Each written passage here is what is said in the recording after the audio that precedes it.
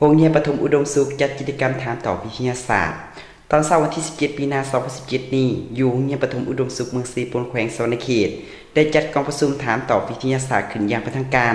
โดยการเป็นประธานกองฐานคำเพชรสัญญเทพหัวหน้าของการศึกษาธิการกีฬาเมืองท่านนางวิไลวรรณดวงจุมพร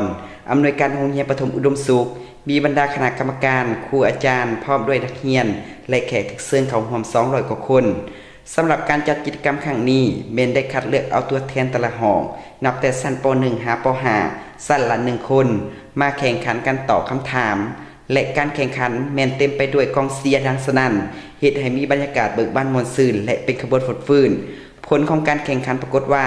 ผู้ที่ได้ที่1มีจำนวน16 คนได้หับปึ้ม3 หัวบิ๊ก3 ก้านที่2มี2 คนได้ปึ้ม2 หัวบิ๊ก1 ก้านที่3มี1 คนได้หับปึ้ม1 หัวบิ๊ก1 ก้านและในพิธียังได้มอบของขวัญให้นักเรียนเก่งขันเมืองด้านคณิตศาสตร์จำนวน2 คนภาษาลาวจำนวน1 คนโดยแม่นท่านคำเพชรสัญญเทพท่านนางวิไลวรรณดวงจุมพรเป็นผู้กล่าวมอบและตั้งหน้าที่1 2 3ขึ้นหับซ่องหน้าครูอาจารย์และนักเรียนเป็นสักขีพยานนำด้วยทั้งนี้ก็เพื่อเป็นการทดสอบทักษะสติปัญญาความรู้ความสามารถความเข้าใจที่ครูอาจารย์ส่งความรู้ให้นักเรียนในระยะผ่านมาเนาะข้าพเจ้าซื้อนางวิไลวรรณดวงจุมพร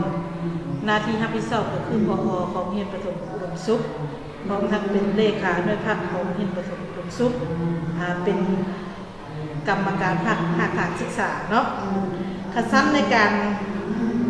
จัดพิธีถามตอบกิจกรรมครั้งนี้อันหนึ่งก็เพื่อให้นักเรียนทันได้กล้าแสดงความรู้ความสามารถของตนเองสู้หมู่สู้ครูอาจารย์ท่านนี่แหละเนาะอันที่2จุดประสงค์ที่2กันเพื่อทบทวนความรับรู้ของนักเรียนที่ได้เรียนในระยะเดือน9มาฮอดเดือน3เฮานี้ว่า